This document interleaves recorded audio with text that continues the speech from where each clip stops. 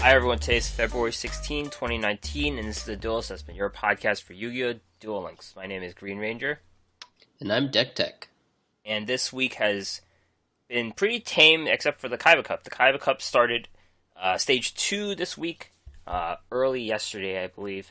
So it's about 3 days of dueling to get to the finals in Germany.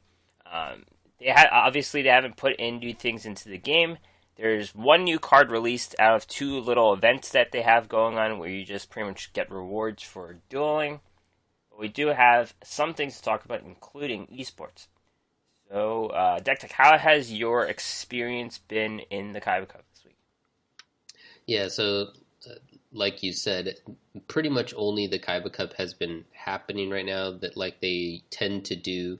They have like a little couple side events going on and stuff, but for the most part, it's mostly just been Kaiba Cup. I ended up picking Blue Eyes as my deck that I would use, and it went pretty well for me once I settled on it.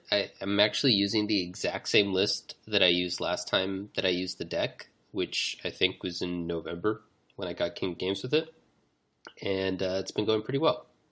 Made it to Stage 2 without a ton of trouble, just a couple hours after the deadline, so I don't feel like I wasted too much time, and that feels also pretty good considering that the first couple days I was only playing the minimum amount of games to get the gems because I didn't know what deck I wanted to play and stuff. So I think I did pretty well there. As a celebration for that, I used my Kuribo ticket, and then I also spent a little bit of gems, which is unlike me, but I did it anyway, to bling out my playset of Blue Eyes. So now all three of them are prismatic. Of the normal Blue Eyes, of course. So that's pretty sweet, and they're still doing pretty well in Stage 2. The last thing is that I thought I might have my characters to max by now, but I don't, because that last level just takes forever for each character. So pretty much all my characters are at either max or the penultimate level. I have like one or two characters who aren't because I've been saving them because they're farming characters, or one of them's, what's her name? Akiza? Or Ashiza? Whatever. She's level 30, right? Well, yeah, she would be, but she's level 28 because I've been trying not to play her because I was trying to get her skill first. Yeah. But anyway, so that's kind of where I'm at. What about you? Cool. Yeah. I hit Stage 2, I forgot when, but I hit it sometime during the week, and I have a few wins in, more wins than losses, I guess I could say, and I noticed that there's a little bit of a change in the scoring. When I got one turn killed by a Blue Eyes deck, I only lost 300 points, and you noted that that seems to be the case with losses now. Sometimes it depends. It varies more. Instead of losing it around 1,000, I lost a lot less this time. I'm not sure if there's something about one turn kills or lucky hands that they're accounting for, but they're doing it. And I'm playing vampires, the bandit vampires, 21 card version, I want to say, and of course the vamp is doing great. People are just putting out their monsters for my vamp, and I kill them with that. So deck is doing fine so far, but I'm not going to go hard on it. Like I never really went hard at the Kaiba Cup, but I'm just going to play it and see where we are. Yeah, so I also found that there seems to be like a new scoring system. I'm currently 7-3. Which means I'm only +1 on games, right? No, I am +4. Yeah, you're +4, right? Math. Yeah, 4-3. You're 4-3. Well, no, yeah, I'm +4 because I'm 7-3. Yeah, I don't know why that failed. So you should have like 4,000, right? You should. Yeah, I have 4,600. So I guess it's not as like different as I thought it was, but I also noticed that a couple of my games, like I only lost 300 points or whatever for losing, but I still got about 1,000 for each win. So I do think they switched it up. Maybe it's just MMR based, but I also think because of that, I think all the scores are a little bit inflated because when I look at my ranking, or they changed what the cutoffs are. Or both, I don't know. But when I look at my ranking, even though I have 4,651 points presently, I don't have enough to get that bottom tier reward, which normally if you just play like a couple games, you get that bottom tier reward, right? So I think that they I think they inflated the scores a bit, and then the rewarding system is showing that. Oh, right, And I you're think right. that that's pretty cool because it actually encourages me to keep playing in stage 2. Like now I have to actually play a few more games to make sure I get to that cutoff. No, the bottom tier reward is bottomless. I think it means 30,000 to the last person. Oh, well, now I'm less excited about it. Did I read that You wrong? just don't get the rare ticket. Oh, you're right. Yeah, my bad. I read it wrong. Man, I can't math. I can't read. Today's not my day. Yeah, Yeah. Oh well. Okay, well, I take back everything I said, but cool. yeah, I guess I'm back to my normal plan for doing these. yeah. Our normal plans. Something that did happen though in lieu of the Kaiba Cup or any events going on are Duel Links meta events. And last Saturday, Meta Championship Series 15 happened. Let's see. Doesn't say how many players there were, but in the overall deck breakdown, Koaki Meiru's led the way.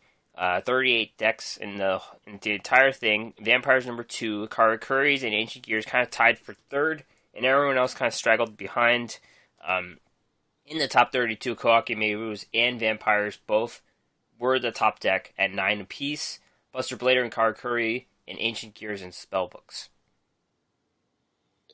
Yeah, so we saw, like, first of all, vampires are making a comeback in this. They were the second most represented overall, which is a bit different. Karakuri took a bit of a hit I think, in favor of vampires. And then, like you said, it tied in the top 32, so it had a pretty good showing. And then the last thing was that I wanted to kind of know from those major breakdowns is that Spellbook seems like it's kind of back at least a bit. And then Buster Blader, it has, what is this, the fifth most representation? Sixth most representation overall, but it ended up doing pretty well in the top 32. Only 7 people brought it, but 4 of them made the top 32 cutoff. So it's still a really good meta call, or at least it was for this tournament. And as we're about to get into, it ended up doing pretty well in the top 32 as well. No Masked Heroes in the top 32. I think it's the first time in a while. Yeah, Masked Heroes kind of is continuing to fall.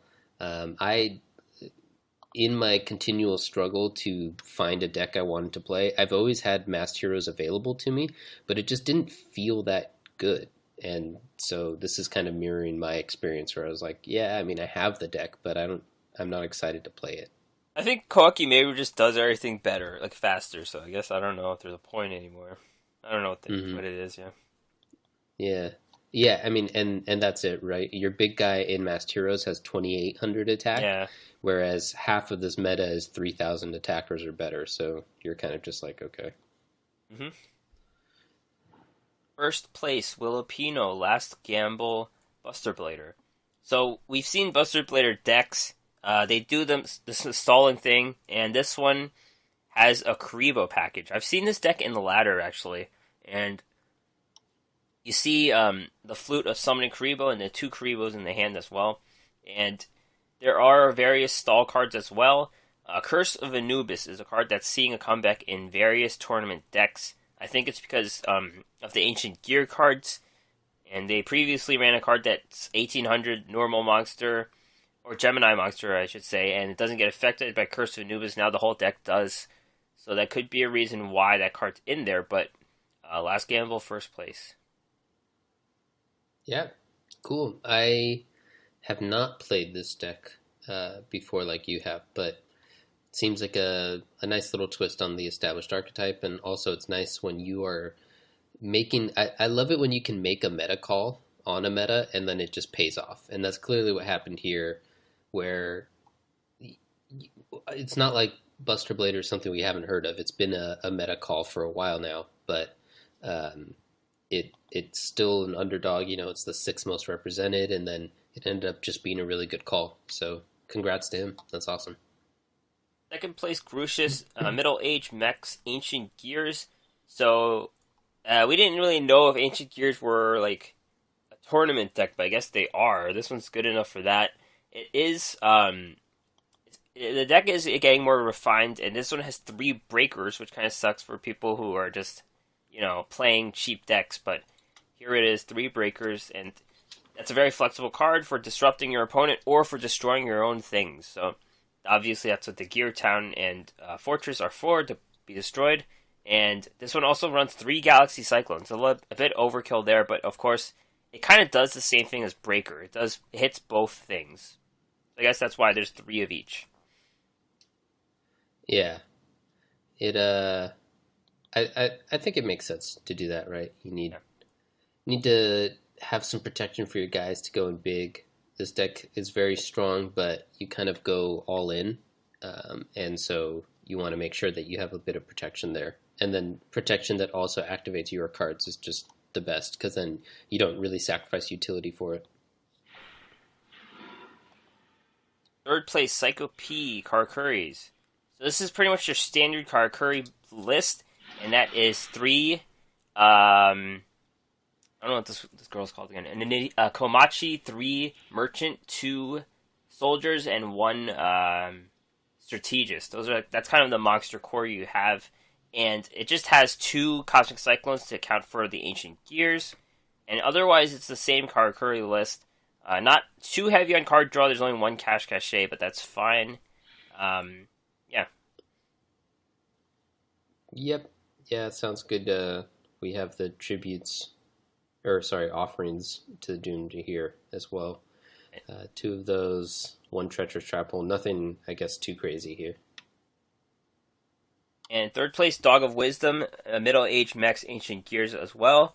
This one is a bit of a cheaper version than the other one. It doesn't have the 3 breakers and 3 Galaxy Cyclones, but you have a bunch of other things that are common, like Twister and Unending Nightmare, to do the same thing. And there's also another Curse of Anubis in this deck as well. Yeah, it seems like it's, like you said, pretty much the same deck, same idea, but just maybe playing with the cards he has available to him instead. I haven't seen Twister in a bit, but there it is. And the top 8 decks are actually the other 4 that didn't make it to the top 4 are all interesting because they all play the same skill of Kaiba Corp Bling. And it's so good to have to have a skill that works for various decks, and also that we called it as well. So we called it being, the deck. But it is dependent on your collection. It's one of those things you can't just say, I'm going to play Kaiba Corp Bling now, and then your collection obeys automatically. So you have to see what you have, I guess. Yeah, definitely. And that's where some of those spell books that we were talking about ended up as well, as another vamp, 2 vamps. So, yeah. Cool. Yep.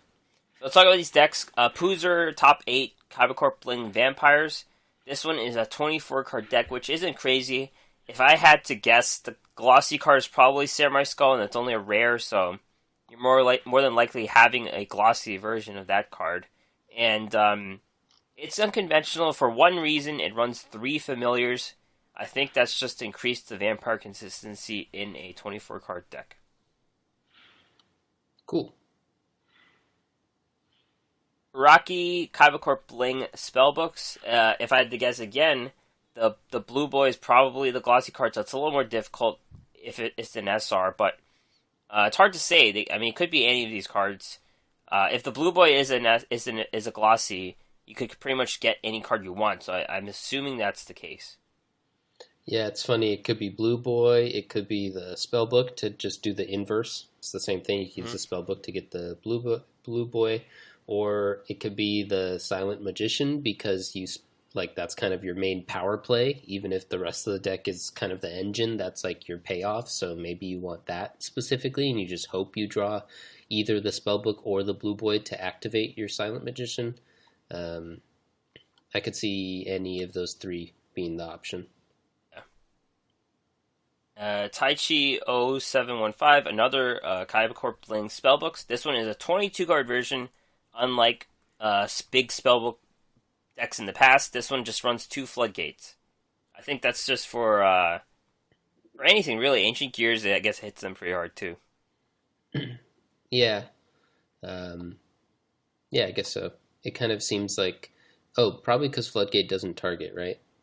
And if you play the whatever it's called, then you can't target the Fortress. Gears. Yeah. Yeah, that's a good with point. The spellbooks. So that makes sense. Makes a lot of sense. and -1 Kyber Corpling Vampires. This one's a bit of an old school version. There's the Grimson, which is a card I liked a lot. No Vampire's Desire, though. That's a card you typically see. 2 Karibos. That's in some of the decks, so it's otherwise a standard list for having an old card and not having a card. So, yeah. Yeah. Other than that, standard. All right. Duel Links Meta Weekly 59. So this happened after the Kaiba Cup on Tuesday. So this one has, the Vampires took over here. They leapfrogged the Kawaki Meiru just a little bit, though, in the top 32 mostly. They're just about the same in the full deck breakdown. Karakuris and Mecha Phantom Beasts tied for third in the top 32.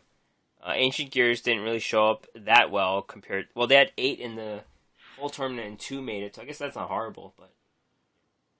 Yeah, but it's not the same conversion rate. Almost half of the people who brought Vampires ended up making it. A third of the people who brought Kawaki Meiru did, so it's not the worst, but it's also not quite the same performance. But obviously, when you're working with numbers of this size, it's not huge numbers anyway, so it's a little hard to make trends from those small distinctions there. But the big trend that we can definitely see is that people are excited to play Vampires again in this meta, or just because they missed it or whatever. First place, The Specialist, tie that binds Kawaki Meiru deck. It's nothing crazy. It's just stuff that deals with Ancient Gears, that being Cosmic Cyclone. That's the most important card. You banish whatever magic card they play, the Fortress or the Gear Town, and then that's it. So, I guess that's the takeaway from this deck. Otherwise, it looks the same. I'm not sure if they ran 2 Maximus or 3. I feel like they ran 3. I'm not sure. Yeah, I think 3 sounds right. And then another thing that we talked about like last week or the week before is that now you have to run Tie That Binds to get over the 3,000 attackers. Right. Second place, Apoptosis 89. This is a water deck. We saw a water deck by Stevie recently, so this kind of looks the same. There are familiar monsters. There are one-ofs of the Whale, the Dragon Ice, the Eater, the Snowman Eater, and the Beautiful Princess. It's kind of those cards, and then a bunch of the other ones that you see, the Undyne, the Abyss Spike, the Heavy Infantry, and the Gen X Controller, of course. I don't think there's only one way to build it, because it depends on what trap cards you have, obviously. But here's the other water deck. Yeah, it depends on what utility cards you have, but for this version of the deck, and really it's the reason why the deck is back, you definitely want 3 Undyne and probably 2 Gen X Controller to make sure you don't whiff on it, because the whole point of this deck is that you can tutor out the Citadel Whale with the Undyne. And then the Mermail synergies with the Atlantean Heavy Infantry and the Abyss Spike also kind of help you just kind of get value plays throughout to get your to summon your Citadel Whale more easily, to get some good trades with it. So I saw this, I got excited. I still like Sea Stealth. I decided to keep going, so I bought packs until I got my second Gen X Undyne, which ended up being a waste just like it was the first time, because then I reset the box and I realized it's 180 packs, and I'm like, oh man, that was such a bad decision. Oh well. Yeah. Sometimes you have to go for it sometimes. Yeah, exactly. One day I'll end up buying another 160 packs or whatever to get that last Undyne. Yes. Long after Sea Stealth is no longer relevant. That's hilarious. Third place, HNT Atem, Bandit Vampires. This guy made it to last week's tournament, I believe. I'm not sure if the deck's exactly the same, but it is a Bandit Vampire deck. You have 2 Mirror Walls, 2 Karibos. Otherwise, the deck is the Vampire deck. Yep. Like we've been saying, Vampires are doing well, and this is one of the many ways you can build it. We've still seen that there's lots of skills available. So, and Zeralsta deck, Destiny Draw Vampires, 22 card deck. I don't think there's anything too remarkable about this. There's two Cosmic Cyclones, two Paleozoic Canadias. Paleozoic Canadia obviously is a card that can work in the deck, either as a monster or to be tributed for the tribute summons, because this is actually the deck that tribute summons, so it's useful in that regard. Yeah, nice. Cool. All I right. I don't really know much about that virus. Looks about the normal one. All right, so let's take a look at the Duel Links meta tier uh, KC Cup tier list. It's just been updated for the Kaiba Cup. Right, and that's an important distinction that they make. Just at the top of it, they say the KC Cup, as everyone knows, just like the ranked ladder, is a best of one format. It You don't have a sideboard, and so that is different than what their normal. Their normal tier list is based on their tournaments, and their tournaments have sideboards. And so, as a result, you have a slightly different dynamic and different rankings. So, this I think this list might actually be more relevant to most players because a lot of us don't really play in tournaments very often or ever, but we do play a lot of the latter best of one type formats. So you might want to take a look at this and consider maybe this to be a little bit more relevant to you in your needs than the normal lists, even though we expect their list to kind of revert back to their old system after the KC Cup's over. I don't know. Maybe if they get enough feedback, they'll keep a ladder list and a tournament list available. Maybe not. Anyway, for the tiers, they have them like showing as moving up and down, but I don't really think that like I just treat this as a new list, so I don't think it's really that relevant to see what has gone up or what's gone down compared to tournaments. But it is, I guess, a little interesting. Their tier one is Buster Blader, Kawaki Meru, and Vampires.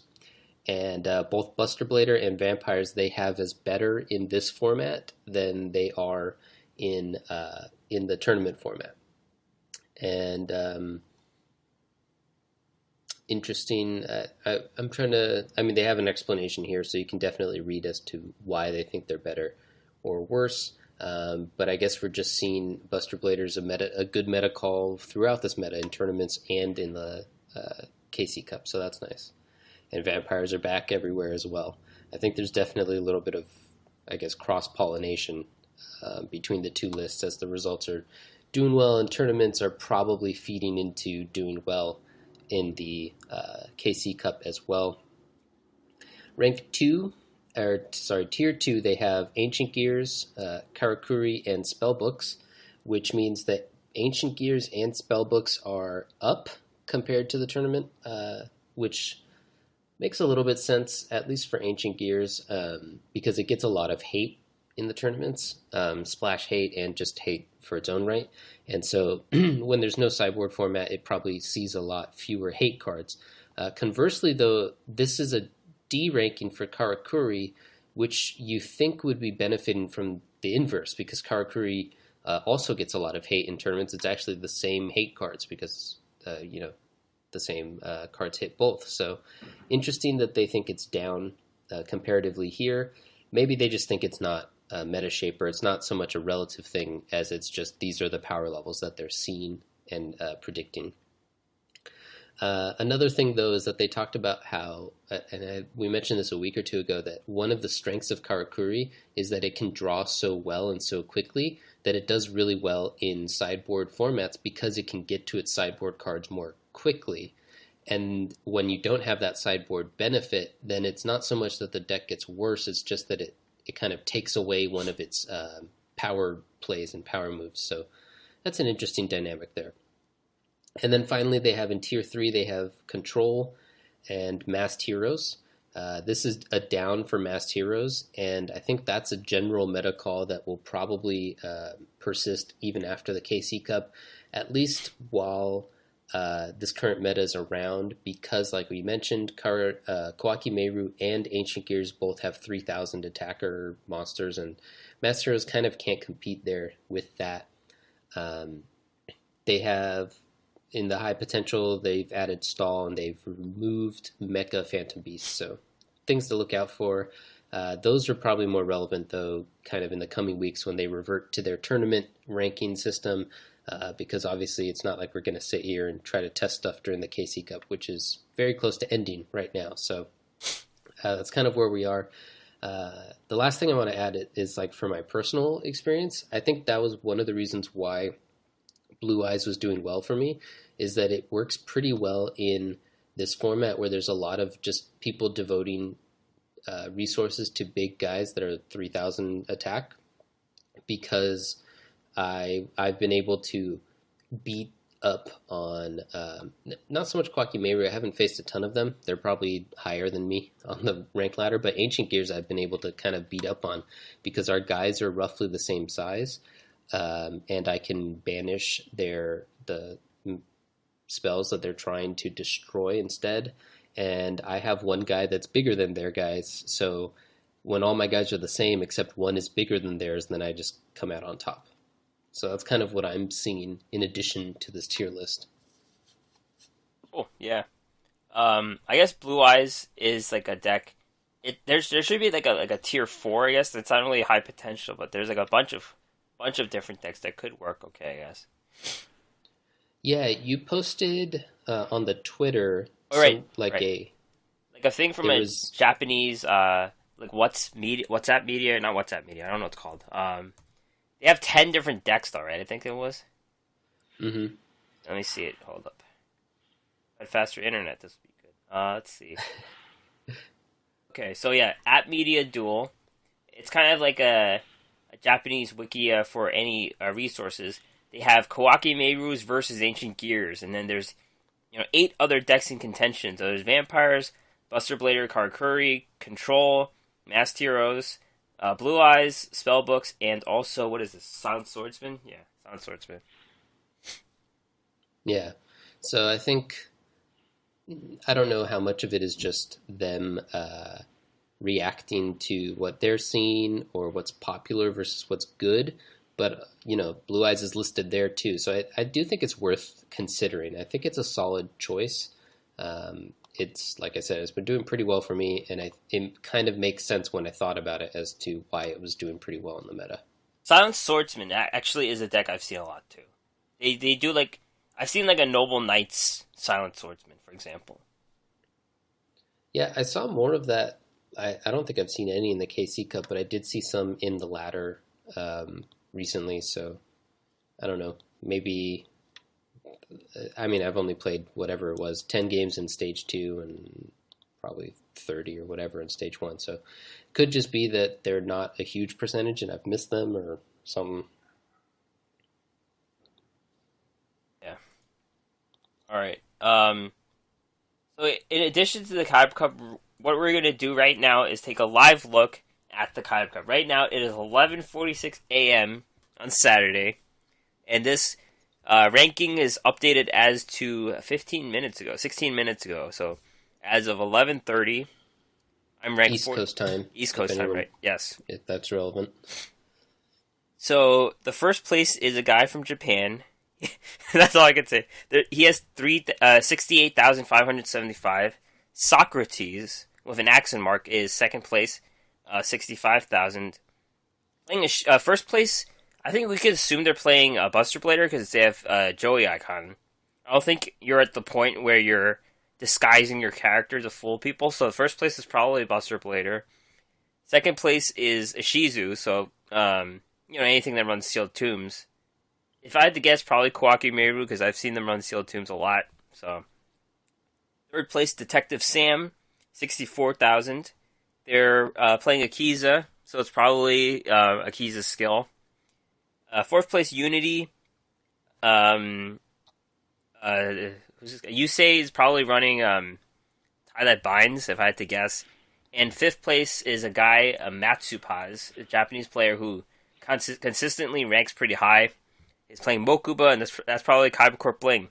Other people we recognize, Miguel Joker is in sixth place playing Ishizu.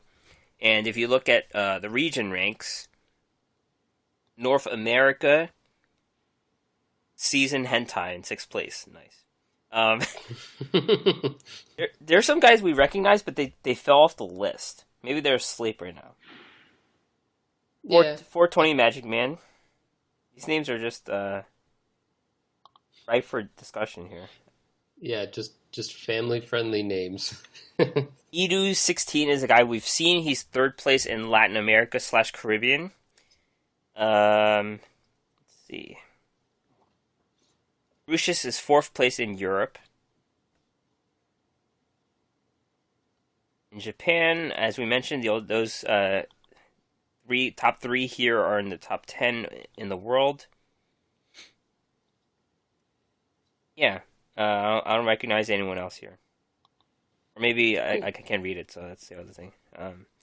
Yeah, I mean it's hard when we don't speak or read the language, but it's cool. Yeah. I mean there's some people we recognize and some people who have meme names, so we could safely say, based on what we saw, that the first place deck is Buster Blader. So that's not surprising either. You see them win the tournament, so it might be the accurate deck going forward. It's not a deck you see in high numbers either, so it's just a really effective deck, I guess. Mm-hmm. Yeah, I mean it's powerful in its own right. It's a good meta call. It's explosive. It makes sense that it might do well. But it also could, I wouldn't be surprised if it flipped because it seems like a good portion of its strength is just from it being a meta call. And, that means the meta can adapt, especially if they're expecting it or if they're seeing a lot of it or whatever. Right. Plus, there's a good amount of time left.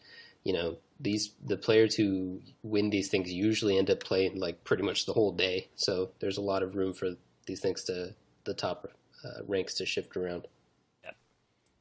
Alright, so we got only one new card this whole week from what I can tell, and that is from Duel Quest. Duel Quest changed this time. I think they let you get 100 floors each day. I think back then they would give you 300 and then they let you go for a few days, but now it seems like every day they're giving you 100. And it's just another way to earn gems. Sometimes you get lucky and you hit like a 40 gem box or something, so it happens every so often. And the one new card is Sniffus. Or Sniffus. Sniffus is a 1-star beast tuner, 100/100. Once per turn, you can tribute one plant monster to select and destroy one face-up card your opponent controls. When a plant monster on the field is destroyed, while this is in the graveyard, you can special summon this from the graveyard. If you do, it is removed from play when it's removed from the field. So it's a beast tuner for plant cards. Kind of weird. It doesn't really work, but it's a tuner, so I guess it doesn't really need the synergy because it's going to be used for the synchro summon anyways. The best plants we have are the aromas, and they're a lower tier deck that wins a game every so often. They're okay in the gold ranks and maybe in the platinum too. And it lines up with the rosemary, so it makes me think it's for that. But it's very situational on like what it does. I guess you don't really want to tribute your aromas to destroy things. But it does line up with the rosemary, which makes me think it could be something, but I think they have better ways of doing the synchro summon right now anyways. Yeah, this seems like a really powerful card to me that just doesn't really have a home. Being able to use so much utility where your tuner can destroy stuff and you can get your tuner back and use it like twice. Seems like it's really good for card advantage and all of that, but it's a weird combination between beasts and plants. The flora and the fauna don't get along well enough for that to really be used immediately, at least. Yep. We're getting some copies of other cards that are, like these are straggler cards: A-Team, Trap Disposal Unit, Winged Minion, Magna Drago, Spiral Spear, Strike, Sandmoth. There are the cards that we got some of from character level ups or spare events or pick a gift campaigns, things like that. And they're giving us extra copies of those cards, which is something we're seeing now. We're seeing random rewards, like level up rewards they're giving out. Maybe we'll get more Curse of Anubises in the future. We don't know. Maybe. The card it hasn't seen play for like a year, and then all of a sudden it's back. So right. I guess it's a good card to just kind of have in your collection, and of course we all do. But more of them wouldn't be, kicked away. They wouldn't be trashed like some of this other stuff is. Yeah, I'm trying to think of other cards like Beautiful Princess is another as a Mako card that we only have one of as well. That might just make those water decks pretty good too if we had extra versions of those cards. So I don't know. Oh yeah, yeah, that'd be nuts. I mean, three tutor effects is all you need to be able to pretty easily get whatever you need. We're specifically seeing that with the Undyne, that bringing back that same deck, Yeah. where you can use three tuners to get the one Citadel Whale, and then just it totally changes the way you build the whole deck. And so you could definitely see that if we were to get more tunas. Um, I mean, I guess Ediqua is similar to Curse of Anubis. Right. I can't really think of what other rank up cards we really use. There's not many. Yeah, there were when we started the game. No, I but feel like they've gotten worse as they've released the new characters. Like the cards are just kind of they're not as essential anymore. The cards that they give you for rank up. Yeah, I think it's twofold. They might have tried to tune them down, uh, or also it's just because we've gotten so many so much power creep, I guess, from the packs and stuff. Yeah. I don't know. Also, the pick a gift campaign is going on. We're getting 4 cards here, which are like 2s and 3s. One being the Lady of D. So your opponent cannot target face-up dragons, monster you use control for attack. If this is destroyed by battle or card effect, send the dragon from your hand to the graveyard.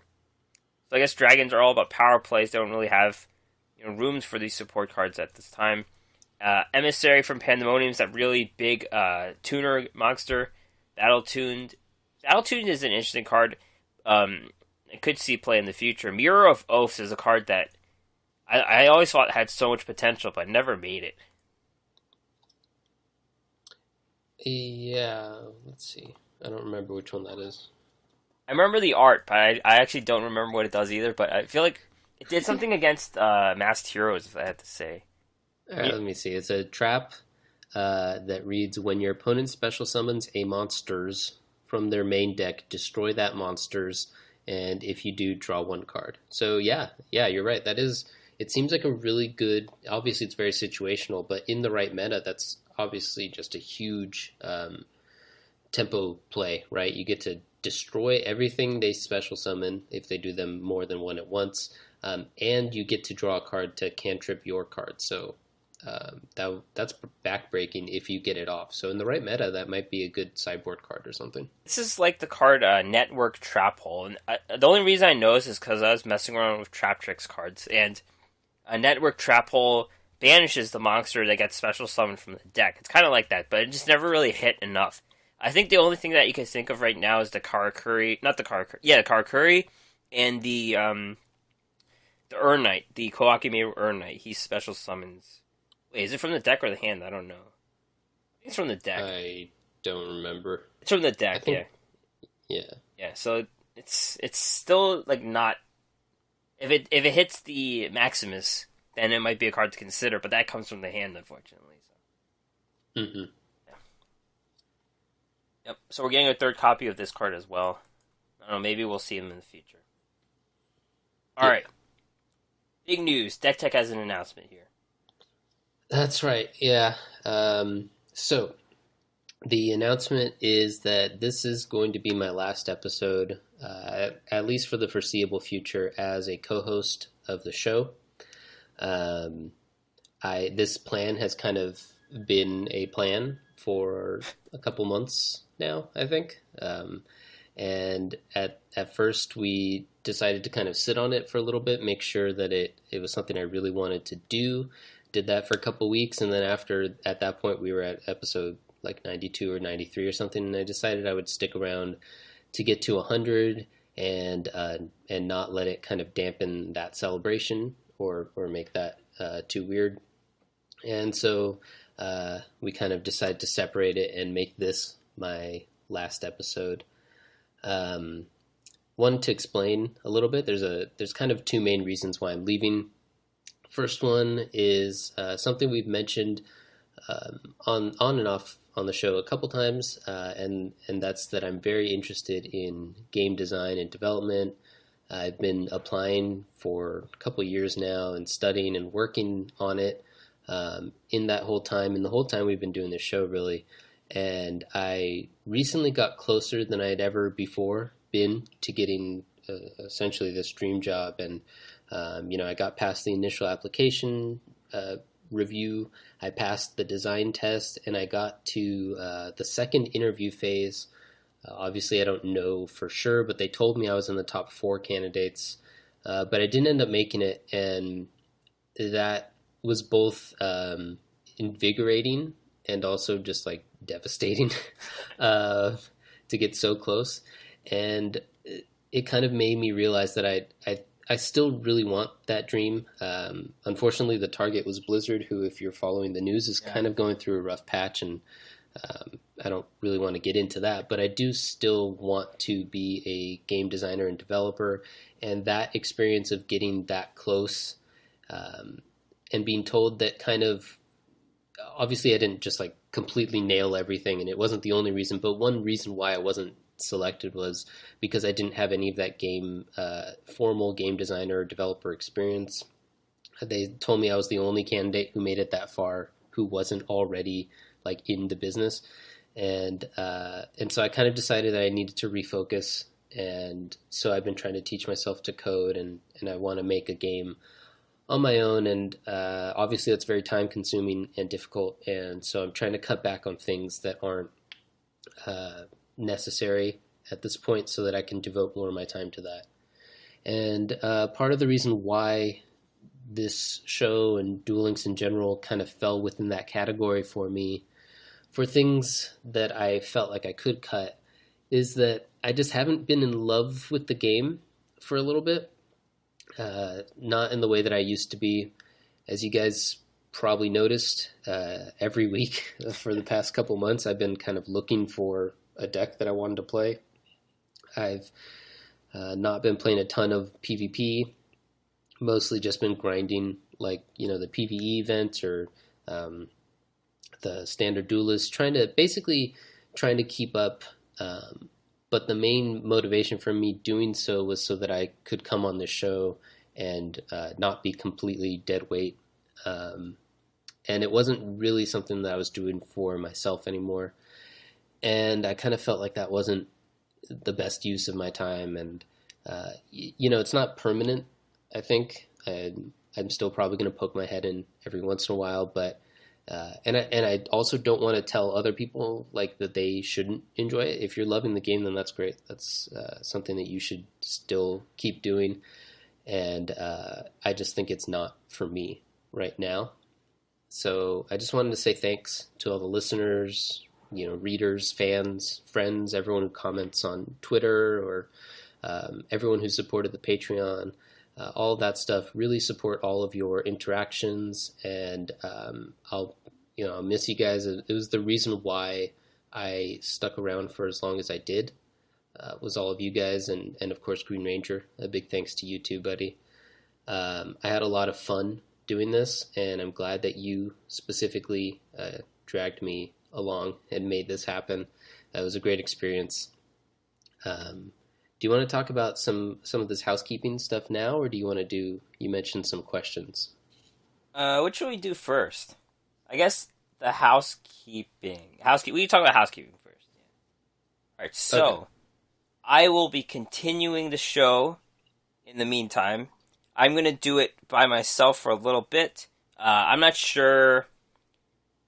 In the future, I might try to get someone on to help, but it depends on whether I want to do that. But I will just be doing it on my own for a bit, and the show will be shorter just because I'll just be talking to myself. So, but I do want to make it more community oriented. So I might just be asking for questions more to try to compensate for me talking to myself. So I don't know if that makes any sense, but I might try to do that. The Patreon account will be suspended. I think I don't feel confident that I would be providing enough without DeckTech. So basically, that's what's going to happen. And we might reopen it for the future. I don't know. And you can still find DeckTech at HS DeckTech. And me, I would be running this show's account, so that would just be me talking typically. So yeah, the show will go on. Um, Not all is lost. Um, and you neglected to say the main reason why you're leaving, right? You forgot the one reason. Yes, that's right. The Creative creative differences. differences. Yes, that we're not going to go into that, but that's the reason why DeckTech is leaving. All right, so I guess it's the question part. So this is not written down anywhere, so I'm just going to ask some questions to DeckTech, so maybe everyone can learn from it. So I guess what was the best experience, or what was the most rewarding experience of doing the podcast? Um, it was nice to get that feedback from the people, like I said, from the fans. Um, when you start doing a podcast, it's just you either on your own or talking to a buddy, unless you are already like a celebrity or established in your scene or something, you're not going to bring with you any sort of audience. Um, and when we started, we didn't really have any audience. I promoted it.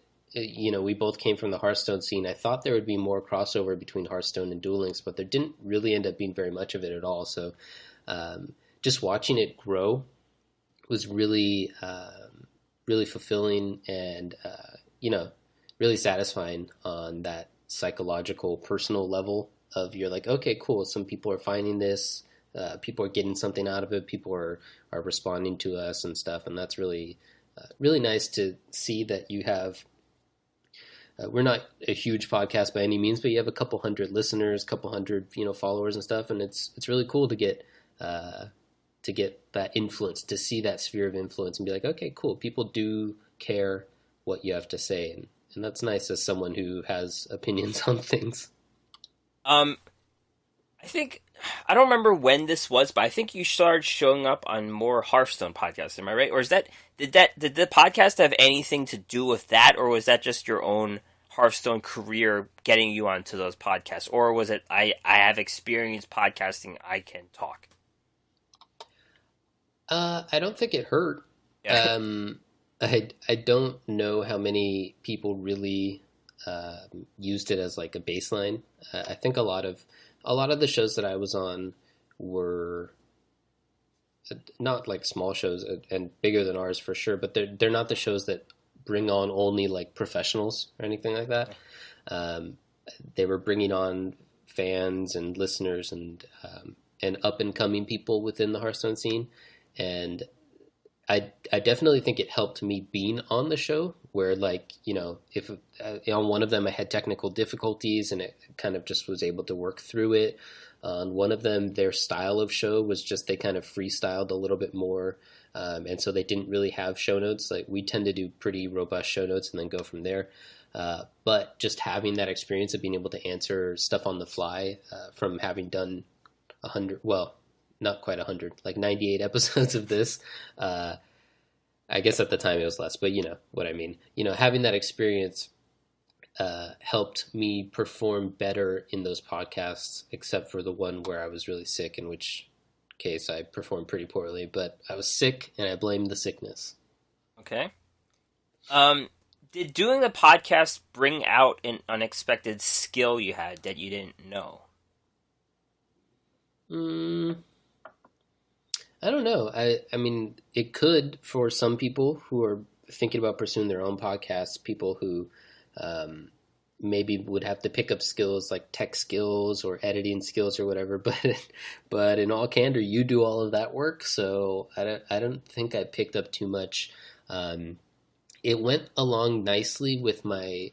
I mentioned it earlier when I was talking about my trying to get a job in game design and game development. I have been kind of like an informal student of game design and development for a while.